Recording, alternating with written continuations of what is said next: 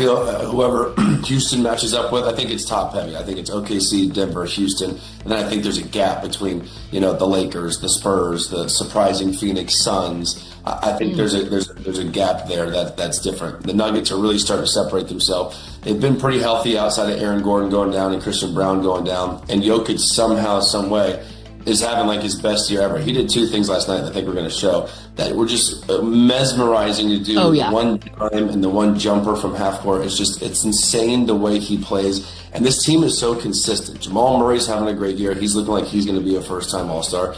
They're 6-2 at home, and they're 6-2 on the road, which I like, and I trust the team more like that. That's consistent both ways. Like the Golden State Warriors, they are not. They are like 5-1 at home and like 4-8 on the road. That's a problem come playoff time, especially when you're a team like the Warriors that aren't going to have home court advantage.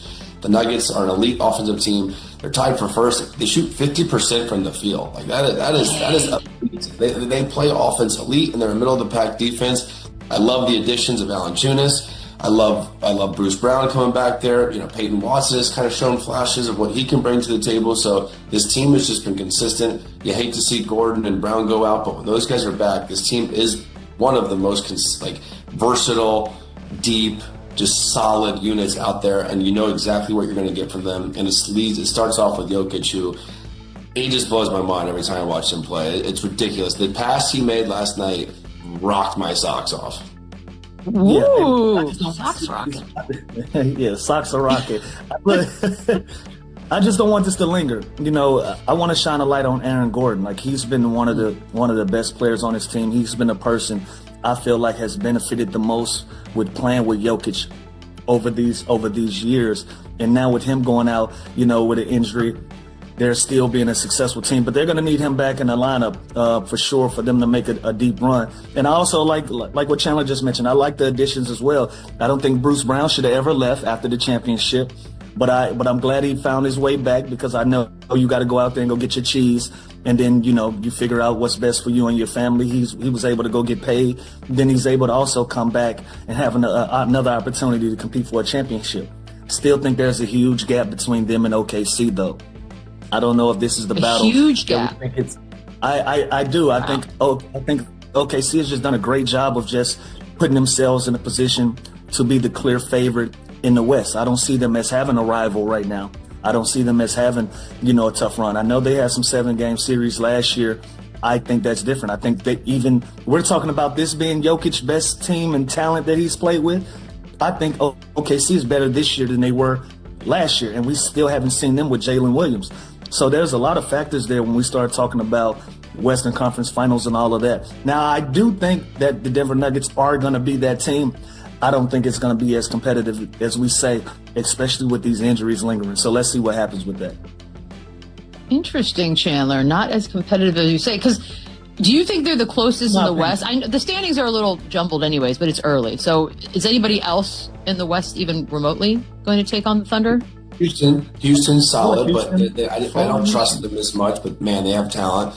The Lakers, obviously, what they do, the way they can score the ball, fully healthy.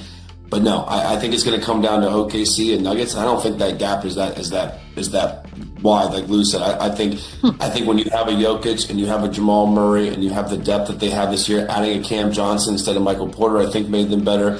Valanciunas has been solid. Again, Bruce Brown, Strother. That they have guys now that are kind of showing you flashes of what they're capable of. Obviously, the Oklahoma City Thunder, I don't know what to say bad about them. Like, this could be one of the greatest teams in the history of the NBA. They're 17-1. I think they're going for a historic season this year. They're deeper. They're deeper than the Denver Nuggets, and they've done this without their second best player, their all defensive player, their all-star Jalen Williams. So they're going to continue to get better, and I do think it's going to be a competitive series, but I think it's closer than we think, because Nikola Jokic is on a mission, and the things that he does on the basketball court are as good as they are defensively on OKC. They're not going to be able to stop this dude. So it's what these other guys can do. How big of X factors can they be? But man, I can't wait. And glad you mentioned that. Go ahead.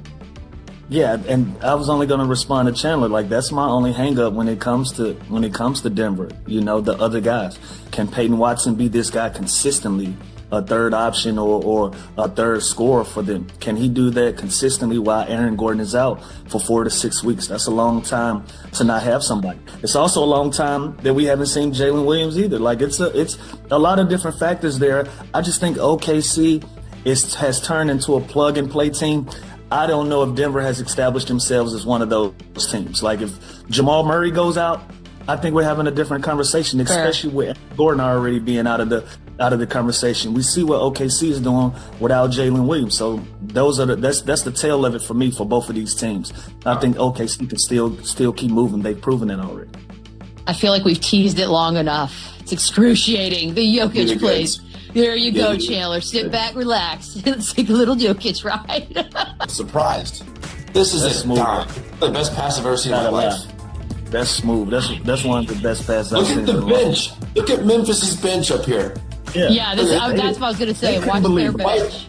The white dude on the corner was like, holy shit. Oh, my God. Trying to hold it in here, and they couldn't do it. That was a dime. They shouldn't. Listen, they have front row seats. That's an incredible pass. And it's easy to play with somebody like that. When a guy can make plays like this, it makes it easy for you to be motivated and want to cut back door and want to get yourself open because you know that ball is going to be delivered and it's going to be on time and you're going to be able to run up your stats playing with somebody like Joker, man. It's so fucking There's certain guys that you play with a Rondo and Chris Paul, you keep your hands up. You're not supposed to do that. I play with Andre Miller.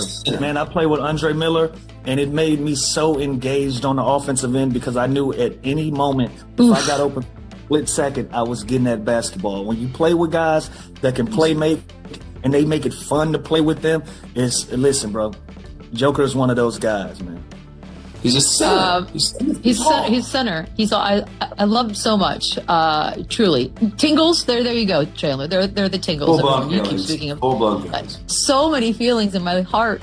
He's only averaging 30, 13, 11, 1.6 steals, 35 minutes a game, and he's shooting 63% from the field. I love that. He's the guy that everyone says doesn't care about basketball, and then we get to read things like that. Look, the SGA talks loud. I know they are. We're the dogs. This doesn't just. He doesn't just stroll out of bed and do this. Does this not. Guy works his tail off like this. Imagine if he loved basketball. What these numbers would be. Is he the SGA talks loud, and I'm sure he hears all of it. So I do kind of think, is this a reminder from him to us?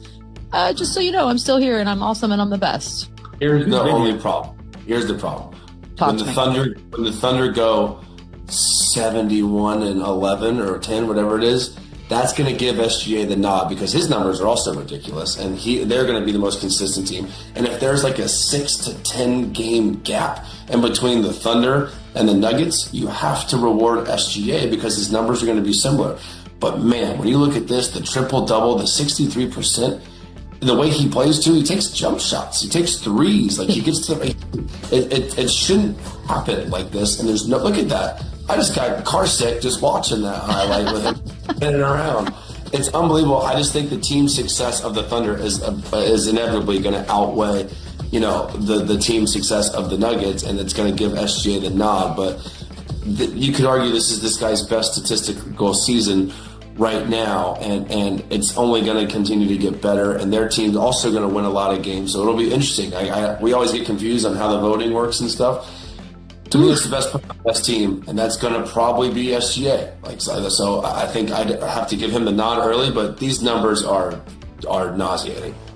You know what this makes me think of? This makes me think of Laker fans getting on my case last week because I said Luka has to do something above and beyond